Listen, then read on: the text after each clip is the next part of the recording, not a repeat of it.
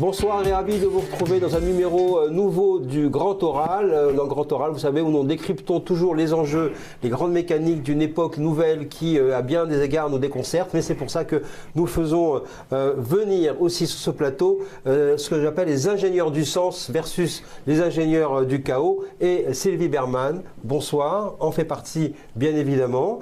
Vous êtes ambassadeur de France, ambassadrice de France, comme on dit-on.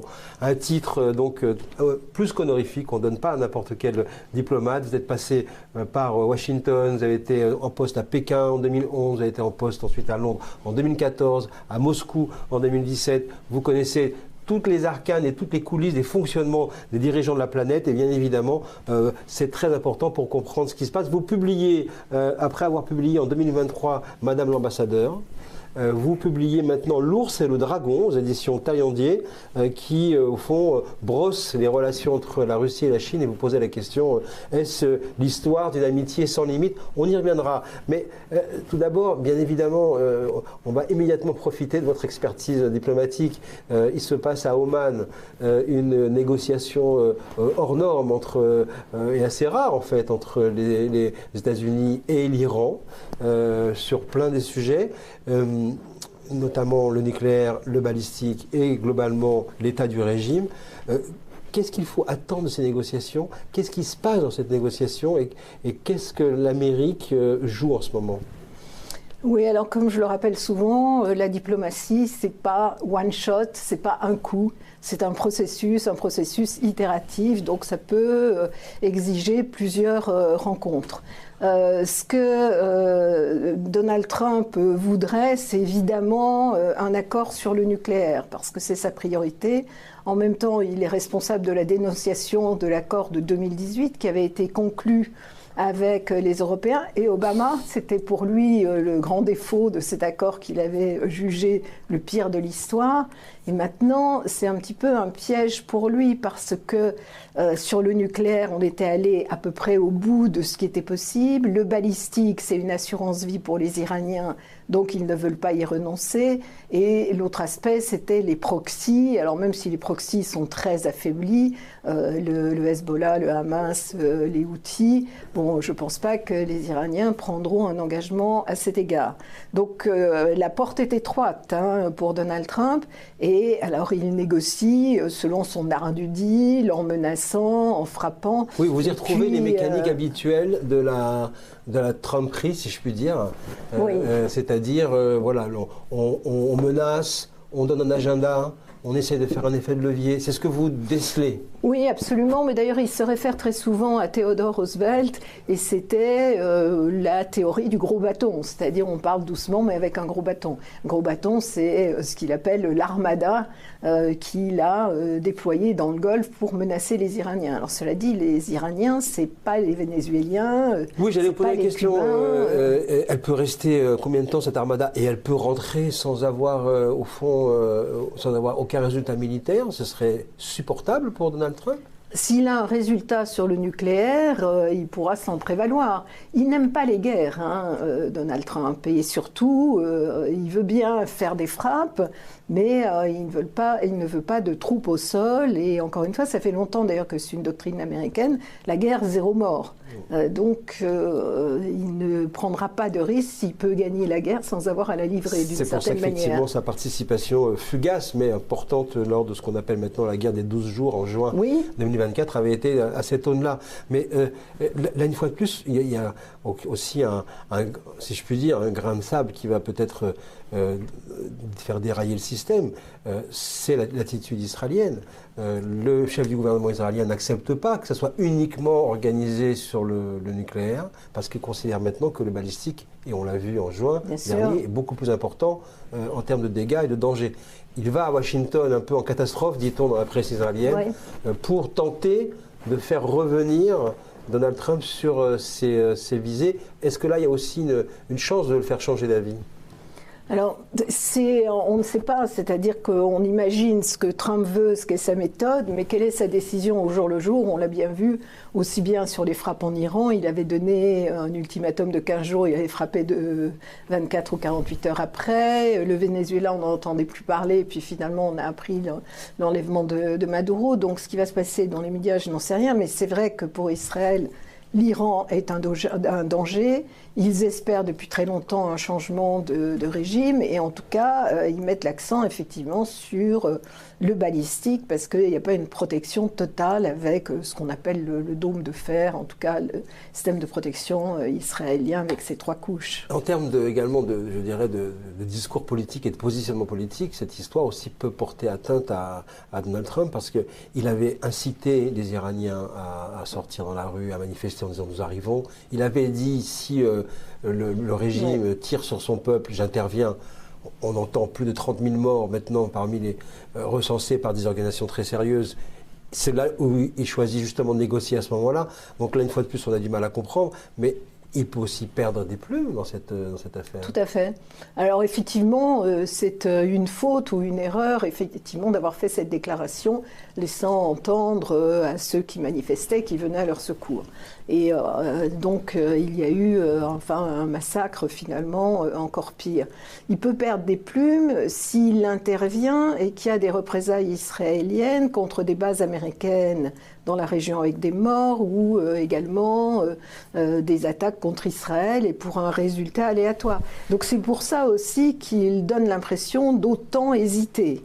Parce qu'il a dû espérer dans un premier temps qu'un déploiement de forces aussi important aurait finalement intimidé les Iraniens.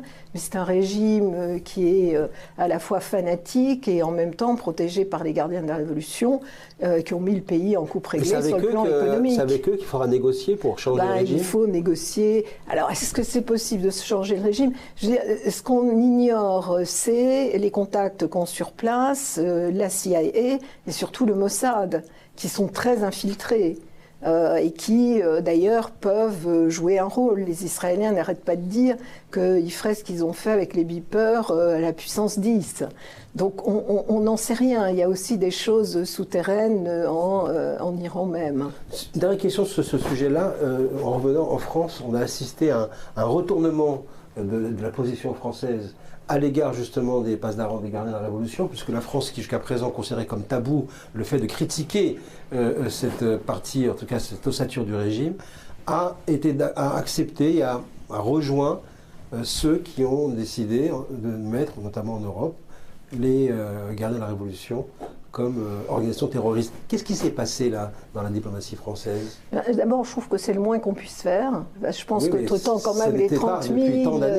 Non, mais absolument. Mais vous savez, on avait protégé de la même manière le Hezbollah pendant des années. La France refusait que le Hezbollah soit inscrit sur la liste des groupes terroristes. Et donc, on a toujours cette tentation de dire ils sont partis d'un gouvernement et donc, c'est-à-dire ils ont un rôle politique, pas seulement un rôle militaire. Alors pourquoi ça a changé? Parce que je pense qu'à partir du moment où on ne peut rien faire sur le plan militaire, quand on voit que les pasdaran assassinent et de manière atroce, violente, toute cette population, je pense qu'on peut aussi se donner bonne conscience en faisant cela. C'est paradoxal, ça. Vous vous dites qu'en fait la fermeté française renseigne sur la faiblesse française, en réalité. C'est bien de ça qu'il s'agit. Moi, quand je travaillais dans le cadre de l'Union européenne, on disait toujours que fait la France, que fait l'Union européenne, et on avait à cœur de prendre des initiatives. Mais il est vrai que l'opération lancée par la France en Libye a été un échec dramatique, dont on sent les conséquences aujourd'hui, y compris en Afrique. Donc c'est vrai qu'on hésite à le faire, et puis on est dans un état d'impuissance de l'Union européenne aujourd'hui. On reviendra à la fin de l'entretien sur un petit peu ce que vous pensez de la situation justement du corps diplomatique et de la place de la diplomatie française dans le monde. Mais tout d'abord, parlons de l'ours et du dragon. Un essai ambitieux qui éclaire un pan assez crucial au fond de la vie géopolitique de la planète, parce que c'est à la fois le regard historique, les analyses politiques, géopolitiques sur cette amitié au fond et cette relation qui nous paraît très très loin, mais en réalité qui a beaucoup d'implications sur tous les conflits et même la région dont on parle, Proche-Orient, Moyen-Orient. La Russie, la Chine, c'est vraiment une amitié sans limite? Alors, c'est un sous-titre avec un point d'interrogation, justement. Quand j'ai quitté Moscou en décembre 2019, j'ai rencontré le directeur d'Asie au ministère des Affaires étrangères, qui est aujourd'hui ambassadeur de Russie à Pékin, et il m'a dit, grâce à Donald Trump, on n'a jamais eu d'aussi bonne relation entre la Chine et la Russie depuis Catherine II. Donc ça remonte très très loin. Et pourquoi? Parce que en fait, à l'époque, Donald Trump acceptait, même s'il était fasciné par Poutine, acceptait de signer toutes les sanctions proposées par ses équipes. Donc il y en avait 1 millier déjà avant même la guerre. Et pour la Chine, c'est l'ennemi. Donc c'est l'ennemi de mon ennemi et mon ami. C'est un principe diplomatique qui est avéré. Les relations ont été tumultueuses entre les deux pays, qui ont rarement été à égalité, sauf finalement à l'époque de Catherine II, justement, où l'Empire mandchou était puissant et la Russie était en train de se développer. Mais ensuite, l'Empire mandchou s'est affaibli, la Russie a conquis des terres vers le Pacifique, a pris 1 million de kilomètres carrés qui normalement appartenaient à la Russie sur le territoire de l'Amour. Et ensuite, il y a eu la période communiste. On aurait pu penser qu'il y avait un rapprochement entre les deux puissances communistes, donc à partir de 1949. Mais Staline méprisait totalement les communistes chinois et considérait que c'était un ersatz de communisme. Et donc il avait aidé plus le parti nationaliste que les communistes. Alors que les nationalistes de Chiang Kai-shek avaient tué les communistes avec les armes fournies par l'Union soviétique. Et la relation a été très inégale entre le grand frère et le petit frère. Et alors aujourd'hui, c'est une alliance d'intérêt? Il y a eu une inversion aussi du rapport de force, puisque le grand frère, c'est aujourd'hui la Chine, et le petit frère, c'est la Russie. Est-ce que c'est le moteur de l'alliance anti-occidentale, de ce qu'on appelle dans le jargon l'agenda anti-occidental? Est-ce que la relation Russie-Chine organise une partie des conflits qu'on connaît sur la planète aujourd'hui et qui concerne aussi justement la région Proche-Orient, Moyen-Orient, et cet agenda anti-occidental qui maintenant est assumé de plus en plus? Oui, les Chinois se sentent menacés à l'Est par les États-Unis, par les bases américaines, les alliances américaines, comme la Russie se sent menacée par l'OTAN à l'Ouest. Et donc, il y a une convergence d'intérêts entre les deux. Ils ne veulent plus de l'hégémonie occidentale, et en particulier de l'hégémonie américaine, avec le dollar. C'est pour ça qu'ils ont aussi une politique de dédollarisation. Ils ne veulent pas d'ingérence dans leurs affaires intérieures, qu'on ne leur parle pas de droits de l'homme ou de morale. Et ils prônent, depuis longtemps d'ailleurs, un monde multipolaire, et avec des puissances qui n'appartiendraient ni à un camp ni à un autre, mais qui sont en même temps, qui font partie du cercle d'amis de la Chine, très clairement, oui, avec les BRICS et l'Organisation de la coopération de Shanghai. Ils organisent effectivement ce qu'on appelle maintenant les zones d'influence. On se répartit la planète en zones d'influence. Les fameuses routes de la soie, nouvelles routes de la soie qu'ils ont organisées, font que, effectivement, ils ne sont peut-être pas contre le multilatéralisme, mais ils installent aussi une forme d'hégémonie économique, culturelle, normative et diplomatique qui est extrêmement puissante. C'est aujourd'hui la première marine du monde, par exemple, en termes oui, absolument, en termes de bâtiments. Alors, cela dit, c'est impressionnant de s'en apercevoir. Bien sûr, et surtout que ça va très vite parce qu'ils construisent maintenant, en 2 ou 3 ans, l'équivalent de la marine française, qui n'est pas une des plus petites marines au monde.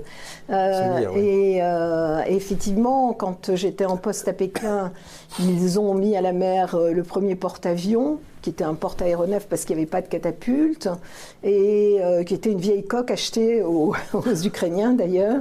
Et là, ils ont mis le 3e, mais avec une catapulte magnétique et aéromagnétique, je ne sais plus comment ça s'appelle exactement, ce que font les Américains, mais ce que la France ne fait pas encore. le prochain porte-avions sera doté, mais ça sera fabriqué aux États-Unis. Et donc, il y a cette capacité sur la haute technologie. Et en fait, les Chinois se heurtent à chaque fois qu'ils sortent de leur côte, surtout que la mer de Chine est peu profonde, aux sous-marins américains. Et donc, ils développent aussi leur marine pour cette raison. Bon, il y a l'arrière-fond de Taïwan, bien évidemment. Bien entendu. Mais est-ce que ça veut dire que justement, d'après les évolutions, d'après ce que vous comprenez, on l'a vu dans des rapports récents qui ont été notamment commandés par la marine américaine à ce sujet, est-ce qu'on évolue vers au fond une volonté de la Chine d'être vraiment belligérant maintenant et de ne pas uniquement se cantonner à la domination commerciale, mais aller également sur de l'affrontement militaire assumé. Est-ce que la Chine peut effectivement devenir un acteur militaire d'affrontement? Alors je ne pense pas que ce soit dans l'ADN chinois. En fait, elle veut être la plus puissante. C'est ce qu'on a appelé le rêve chinois de Xi Jinping pour 2049. Mais pour qu'on la laisse tranquille. En fait, c'est plus ça, sa logique, ce qu'on a du mal à comprendre. Bon, si jamais il faut engager le feu, ben, elle le fera, mais c'est pas dans ses gènes, d'une certaine manière. Donc c'est aussi une force dissuasive. Oui, c'est ce que je croyais aussi également comprendre, parce qu'on avait observé, par exemple, une fois de plus, si on revient encore quelques instants sur la région qui nous intéresse aussi beaucoup, on a vu comment les Chinois étaient tout d'un coup partie prenante dans la volonté de régler le problème israélo-palestinien. Ils ont invité Mahmoud Abbas plusieurs reprises. Ils ont participé et envoyé des messages en disant « Nous pouvons régler le problème parce qu'il faut créer une grande zone de business ». Les relations également avec l'Arabie Saoudite qui ont été renouvelées. Donc il y a une volonté de jouer aussi un rôle géopolitique pour pouvoir aussi avoir une plateforme et un territoire de commerce. Alors, sur le plan géopolitique, en fait, ils jouent un rôle assez mineur par rapport à leur puissance. Ils ont orchestré la réconciliation, entre guillemets, entre l'Arabie Saoudite et l'Iran. C'était assez spectaculaire. Ils ont toujours reçu tous les mouvements. Il n'y a aucune exclusion en Chine. Ils considèrent qu'il faut parler à tout le monde et que ça leur sert. Et alors, ils sont plus intéressés en réalité par la croissance économique, le commerce. Ils sont très implantés en Amérique latine et c'est là qu'il risque d'y avoir une confrontation avec Donald Trump, effectivement. C'est une mauvaise nouvelle ce qui s'est passé au Venezuela. C'est une mauvaise nouvelle, absolument. Parce que bon, ils achetaient aussi du pétrole au Venezuela, même s'il n'est pas de très bonne. Enfin, et sur l'ensemble du continent sud-américain d'ailleurs. Ce qui est intéressant, c'est que Xi Jinping s'est rendu plus souvent dans les pays d'Amérique latine que Trump, Obama, Biden réunis.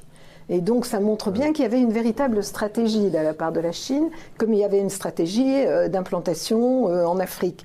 Alors, ça lui sert parce qu'elle a besoin de terre aussi. La Chine a 9% de terres arables pour un quart de la population mondiale. Donc elle a acheté des terres dans toutes ces régions, elle a acheté des mines, bien évidemment.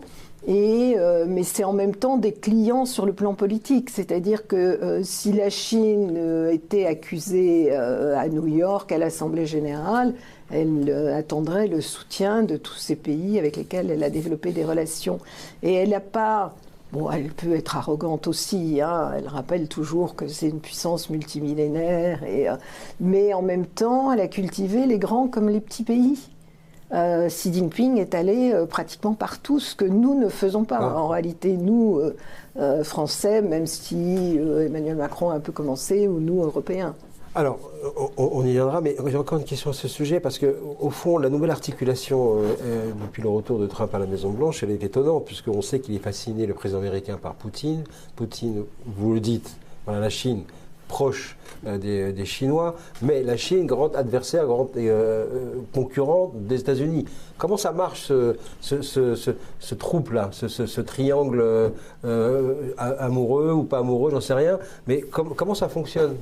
Alors, en fait, Donald Trump, mais pas de la même manière que par rapport à Poutine, mais il est fasciné également par Xi Jinping, et par la puissance de la Chine, par la taille de la Chine, et on l'a vu au moment où la Chine a su résister quand il a voulu imposer des droits de douane très élevés. C'est le pays qui a vraiment résisté. C'est le seul pays qui a vraiment résisté. Bon, ils ont l'avantage des terres rares, effectivement, et donc Donald Trump respecte ça. Donc il ne cherche pas à engager une confrontation militaire, mais il y a une forme de rivalité systémique entre les deux pays.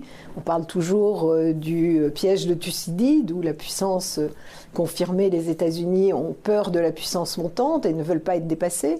C'est pour ça qu'il y a une guerre froide sur la technologie.